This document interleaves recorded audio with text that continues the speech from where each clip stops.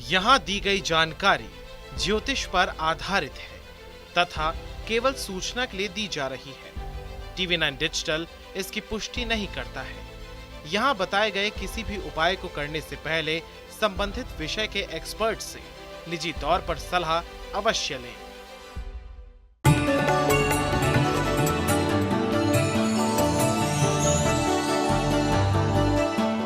नमस्कार, astro science में आप सभी का स्वागत है। मैं हूं अंजलि और मेरे साथ हैं कार्यक्रम में एस्ट्रो साइंटिस्ट गुरुदेव GD वशिष्ठ जी। सर, आपका बहुत बहुत स्वागत है। दाता खुशियां दे, माता रानी सुख दे। कभी कभी ऐसा होता है कि आप कोई भी काम करते हैं लेकिन वो काम पूरा होते होते रह जाता है। ऐसा कई बार अगर हो रहा है तो आप समझिए कि आपके घर में कोई ना कोई वास्तु दोष है जिसको आपको गंभीरता से लेने की जरूरत है। इसके साथ साथ अक्सर घरों में वास्तु दोष दूर करने के लिए कई तरह के उपाय भी बताए जाते हैं। इन उपायों के कारण घर में तोड़फोड़ भी करनी पड़ती है और मोटी रकम भी खर्च होती है। आपको इससे छुटकारा पाने के लिए ज्योतिष शास्त्रों में कई उपाय दिए गए हैं जिनका रुख करना चाहिए या आपके काम में आ रही बाधा को खत्म करने का काम करेंगे। तो चलिए जानते हैं उनके बारे में। इसके साथ ही आपकी राशि के पूरे दिन का हाल भी आपको बताएंगे। तो सबसे पहले गुरुदेव से जानते हैं कि गुरुदेव, आजकल घर का सबसे बड़ा जो वास्तु दोष है वो है अटैच बाथरूम। लेकिन आजकल फ्लैट सिस्टम का ट्रेंड है और इसमें हम देखते क्या है कि अक्सर रूम के साथ अटैच बाथरूम होता ही होता है। तो इस वास्तु दोष को कैसे दूर किया जा सकता है? बेटा, राहु प्रधान दुनिया हो गई है। जगह जगह पोल्यूशन है, सारे पोल्यूशन को राहु ही बोला जाता है। और अब तो घरों के जो अंदर फ्लैट बनते हैं, हर कमरे के साथ अटैच वॉशरूम का होना, वो भी राहु की स्थापना ही है। और यही कारण है कि इसको कलयुग भी बोला जाता है। कलयुग यानी कि कल पुर्जों का युग। तो आदमी टेक्नोलॉजी की तरफ बढ़ रहा है, कल पुर्जों की तरफ बढ़ रहा है, कंप्यूटर साइंस की तरफ बढ़ रहा है। तो राहु प्रधान अपने आप होते जा रहे हैं, अपनी जगह स्वयं घरों के अंदर बनाते चले जा रहे हैं। तो चलो ठीक है, वक्त के साथ चलते हैं। कारण ये कि इतने लोगों को तो नहीं बदला जा सकता, रास्ता ढूंढना पड़ेगा। बिल्कुल। तो ऐसी अवस्था के अंदर बेटा है क्या कि वॉशरूम अगर साथ में है, अगर वॉशरूम का गेट बार बार खराब हो रहा है, उसका लॉक खराब हो रहा है, उसके कब्जे खराब हो रहे हैं, उनके अंदर आवाज़ें आ रही हैं, तो आपका राहु खराब है। तो ये अटैच वॉशरूम गंदा भी रहेगा, वहाँ कीड़े निकलते रहेंगे, नाली में से कीड़े आएंगे। ये दुर्भाग्य की निशानी है। अगर आप राहु को शुभ करके रखते हैं तो ये दुर्भाग्य की निशानी नहीं, आपकी तरक्की की निशानी बनेगी। तो इसीलिए घर में जो वॉशरूम, कमरे के अंदर जो वॉशरूम है, सबसे पहले उसके दरवाजे से शुरू करिए। अगर उसको घुन लग गया है तो समझ लीजिए भविष्य में आपको नुकसान पे नुकसान होने वाले हैं। ऐसे में कुछ मत सोचिए, थोड़ा पैसा खर्च होगा, फौरन चौखट दरवाज़ा बदल दीजिए ताकि घुन वाली लकड़ी बाहर जाए और सौभाग्य अंदर आए। दूसरा, उसके कब्जे और लॉक का बहुत खास ख्याल रखिए। अगर आपने जुगाड़ करके उसको सिर्फ रोका हुआ है दरवाजे को, तो समझ लीजिए आपकी कमाई अभी नहीं बढ़ने वाली, उल्टा मुसीबतें आने वाली हैं। तो ऐसी अवस्था में दरवाजे को भी बहुत अच्छे तरीके से रखना, ये बहुत ज़रूरी है। फिर किसी भी प्रकार के कीड़े नाली के अंदर से आपके वॉशरूम के अंदर तक ना पहुंच सके, इसका आपको बहुत ख्याल रखना है। तो पानी, आप फिनाइल वगैरह डालते हैं या और बहुत सारी चीज़ें डाल के अगर आप उस नाली को भी साफ़ सुथरा रखते हैं तो ये आपके लिए बहुत उत्तम होगा। और वॉशरूम को पूरा साफ़ सुथरा तो रखना ही है, साथ में वहाँ पर आपको खुशबू वाला कुछ भी लगाना चाहिए, कुछ भी। तो वो आप अपने अनुसार आप किसी भी प्रकार की खुशबू का चयन कर सकते हैं और वॉशरूम को साफ़ सुथरा रखेंगे तो भाग्य भी साफ़ सुथरा चलेगा। वॉशरूम गंदा है, दरवाज़ा खराब है, तो आपके भाग्य के अंदर बाधाएं आनी तय हैं और तकलीफ़ें बनी रहेंगी। एक और बात, जिनके वॉशरूम के अंदर सीलन बनती है वो लोगों को खास तौर पे बहुत बड़ी बड़ी मुसीबतें आती हैं। दुर्घटना, धोखा, कलेश सब कुछ उनके पल्ले पड़ता है। पुलिस, कोर्ट कचहरी और हॉस्पिटल वो भी उनके पल्ले पड़ते हैं। तो ऐसी अवस्था के अंदर भूल के भी वॉशरूम के अंदर सीलन ना आने दे। उसके लिए आपको चाहे सारा तोड़वा के ठीक करवाना पड़े, उसको एक बार ठीक आप ज़रूर करवाएं। गुरुदेव, अगर घर में पूजा का स्थान अलग होता है लेकिन आजकल जगह की कमी की वजह से कमरे में या फिर रसोई में ही लोग मंदिर बनाने पर मजबूर हैं, इस वास्तु दोष में कैसे मुक्ति पाई जा सकती है? इस वास्तु दोष से पहले तो मैं आपको पुरानी मान्यता, पुराने विज्ञान के हिसाब से बताता हूँ। आप अगर किसी राजा के महल को भी आज भी देखने जाए तो बिल्कुल आखिर में जाकर के कोने के अंदर एक मंदिर बनाया जाता था, ठीक है। वहाँ पूजा पाठ की जाती थी। घर के अंदर, महल के अंदर बिल्कुल सेंटर में कहीं पर भी आपको मंदिर नहीं मिलेगा। तो सही मायने में गांव से थोड़ा से हद पे दूर जा कर के मंदिर बना करते थे, ठीक है, क्योंकि भगवान को भगवान की जगह पर रखना, वहाँ पर स्वच्छता का ख्याल रखना बहुत ज़्यादा ज़रूरी है। तो और शांति भी होनी चाहिए। तो बेटा मंदिर का निर्माण तो इसलिए किया गया था। उसके बाद धीरे धीरे करके तुलसी देवी हमारे आंगन में ही आ गई। वहाँ तक भी ठीक था, अगर खुले के अंदर तुलसी लगती है तो वो बहुत बढ़िया था। लेकिन अब तो तुलसी मैया भी, ठाकुर जी भी, हमारे सारे भगवान भी घर के अंदर आ गए। तो ऐसी अवस्था के अंदर घर के अंदर आ गए, घर हो गए छोटे। तो अब इन दिनों के अंदर घर पे माँओं के, बहनों के दिन भी आते हैं। अब ऐसी अवस्था के अंदर घर के अंदर मंदिर की पवित्रता बनाए रखना ये संभव नहीं रहा। ज़रूरत पड़ने पर माचिस भी उठाने के लिए कोई भी चले जाता है। तो यहाँ तक के हालात बनते हैं, तो मंदिर की पवित्रता भंग होती है, जो एक श्राप के रूप में आपको लगती है। तो अब ऐसे में किया क्या जाए? लाल किताब में कहा गया है कि घर के अंदर मूर्तियों वाला मंदिर होना, घंटियों वाला मंदिर होना, ये सख्त वर्जित है। ये औलाद के सुखों को खराब करता है। घर के मंदिर के अंदर लगातार जोत का जलना, ये साइंटिफिक रीज़न है। अगर आप 24 घंटे जोत जला करके रखते हैं घर पे दरबार बना करके, ऐसी अवस्था में आपके घर के अंदर चल रही, घूम रही ऑक्सीजन जलती है। और वो जली हुई ऑक्सीजन जब आपके बच्चों के नथनों के ज़रिए उनके अंदर जाती है तो उनको भूलने की बीमारी लगाती है, लो करती है, उनकी याददाश्त को कमज़ोर करती है, डिसीजन मेकिंग सेंस को वो इफ़ेक्ट करती है।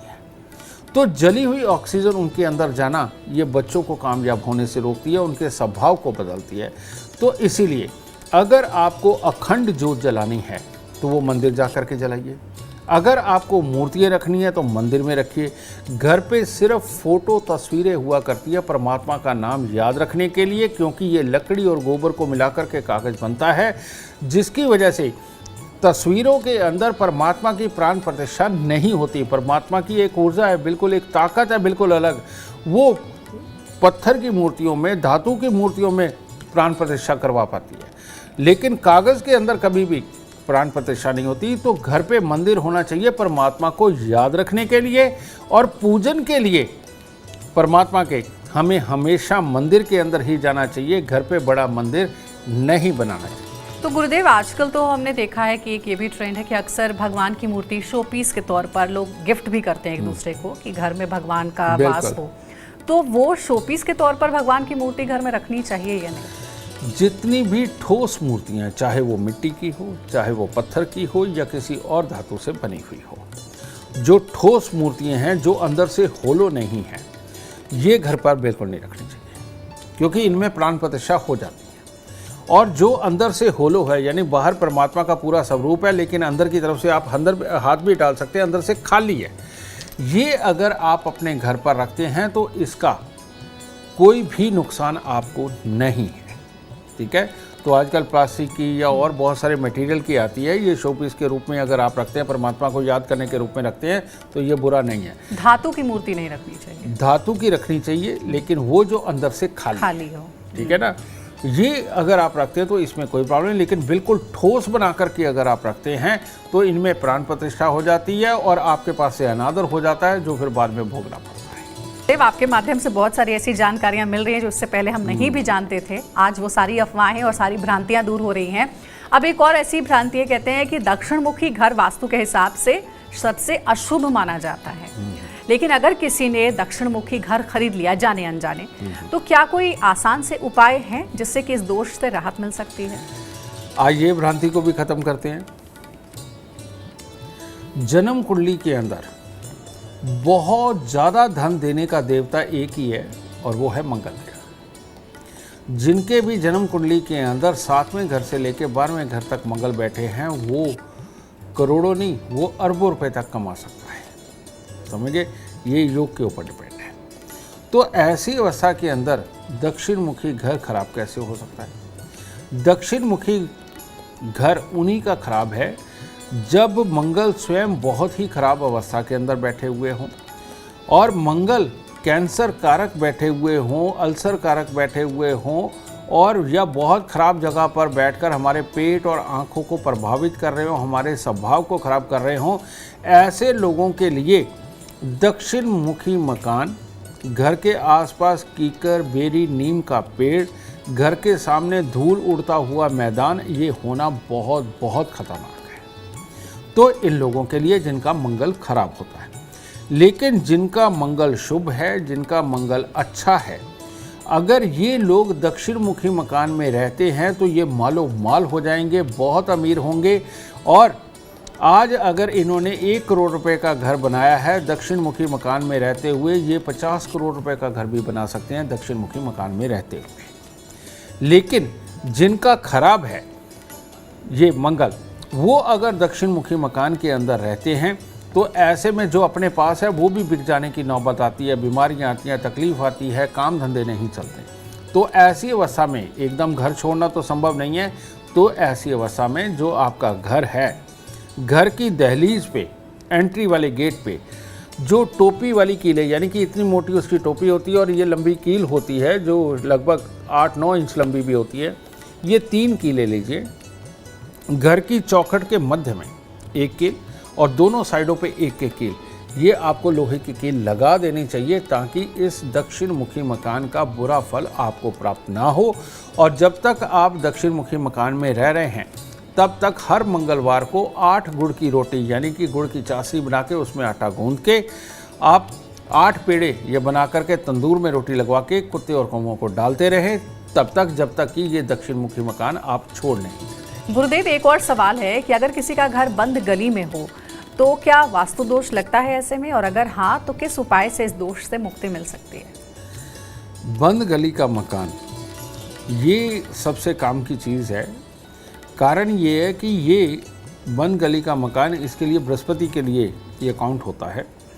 तो ऐसी अवस्था के अंदर जब भी बंद गली का मकान हो तो कहते हैं हवाएं आकर के हमारे दरवाजे पर ही रुक जाती हैं, आगे नहीं बढ़ती। तो उन हवाओं के साथ आने वाली बहुत सारी बुरी एनर्जी वो भी सारी वहाँ पर इकट्ठी होती चली जाती है और उसका साइड इफ़ेक्ट हमें मिलता ही मिलता है। ऐसे घर के अंदर कभी कोई कार्य नहीं बनते, आदमी तरक्की पूरी तरह से नहीं कर पाता, घर में कलेश रहते हैं और भाई बहनों के साथ बनने में बच्चों की कामयाबी के लिए तकलीफ़ें बनती है, पढ़ने वाले बच्चों के लिए तकलीफ़ें बनती है, आपस में दिमागी क्लैशेस होते हैं। ऐसे लगता है कि कोई भूत प्रेत पिशाच जिन कोई हमारे पीछे ही पड़ा हुआ है जो हमें सुखी नहीं रहने देता। तो बंद गली के मकान यानी कि नेगेटिव ऊर्जा का वहाँ पर इकट्ठे होते चले जाना, ये अपने आप में बहुत बड़ी तकलीफ होता है।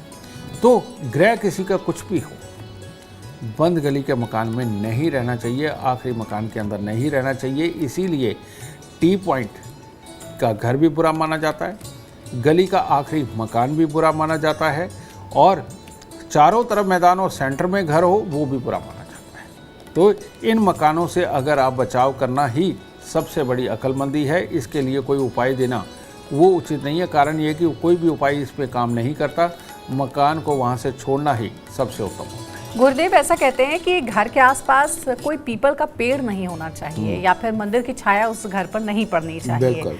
क्या ये बात सही है, और अगर सही है तो वास्तु दोष हो जाता है? किस उपाय के साथ इस दोष को दूर किया जाए? मैं इसका तुम्हें साइंटिफिक रीज़न भी बताऊंगा बेटा।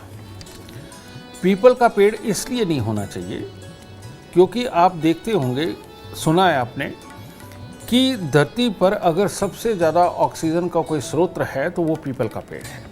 और पीपल का पेड़ 24 घंटे ऑक्सीजन छोड़ता है, बाकी पेड़ नहीं छोड़ते, लेकिन पीपल का पेड़ 24 घंटे ऑक्सीजन छोड़ता है।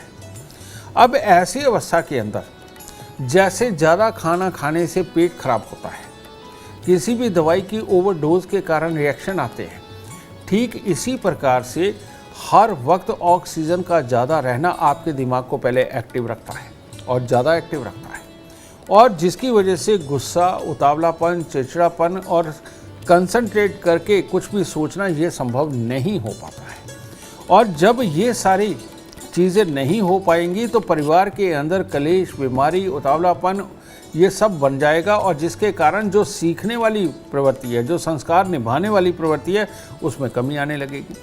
जब ये लंबे समय तक रहते हैं तो उस घर में बीमारियां भी आने लगती हैं, और पैसा खर्च करने के बहाने 100 बनने लगते हैं क्योंकि उतावलापन होता है। तो इसीलिए घर के साथ में पीपल का पेड़ होना इन सारी मुसीबतों की आमद होता है। इसीलिए पीपल का पेड़ घर के पास में बिल्कुल नहीं होना चाहिए। दूसरी बात, कहते हैं मंदिर की छाया घर पर नहीं पड़नी चाहिए। बिल्कुल सही कहा है। उसका कारण क्या है? मंदिर अगर घर के बिल्कुल साथ में है, मंदिर के अंदर घंटे, घड़ियाल, ढोल, मृदंग, मंजीरे ये सब बजते हैं। कहते हैं घंटा जहाँ बजता है या मंजीरा जहाँ बजता है, वहाँ हवा के अंदर जितने भी कीटाणु होते हैं वो सारे मर जाते हैं। समझे? और वो सारे मरने के कारण हाँ शुद्धता पैदा होती है, ध्यान लगता है। ये बिल्कुल सही है। लेकिन घर के अंदर रहते हुए जब मियाँ बीबी भी वहाँ रह रहे हैं, बच्चे भी रह रहे हैं, बड़े बुजुर्ग भी रह रहे हैं, तो घर है कंसंट्रेट करने के लिए, सोचने के लिए, हर तरह की ऊर्जा को ग्रहण करने के लिए।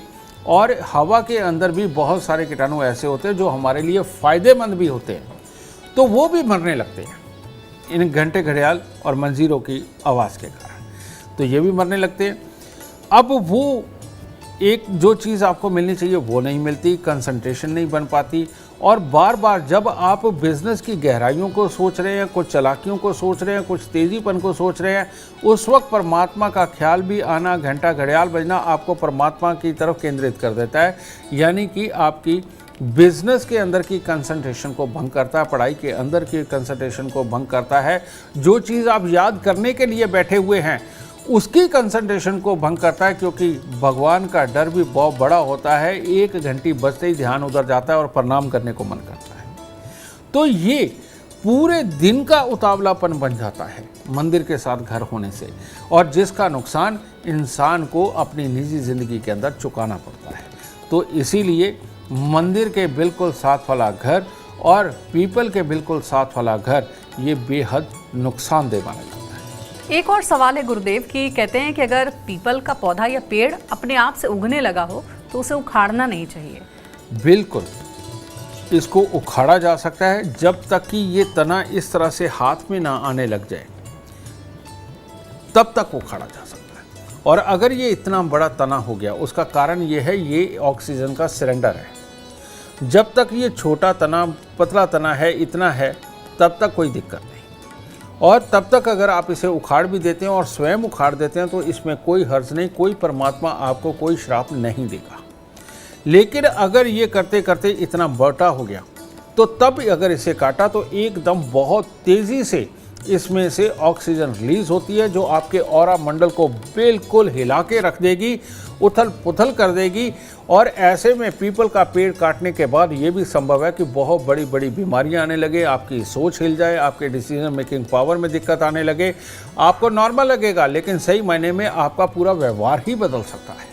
तो इसीलिए पीपल का पेड़ नहीं काटना चाहिए अगर बहुत मोटा है।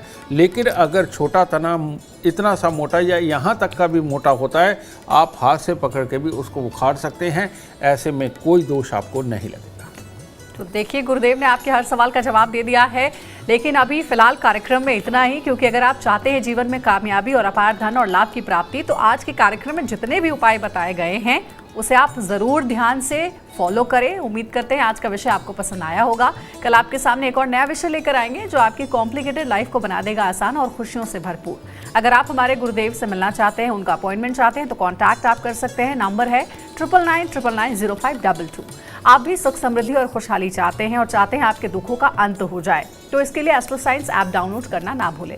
फिलहाल समय हो गया आपसे इजाजत लेने का। आप बने रहे हमारे साथ और हमारे एस्ट्रो साइंटिस्ट गुरुदेव GD वशिष्ठ जी के साथ देखना ना भूलें एस्ट्रो साइंस रोजाना सुबह 8 बजे। नमस्कार।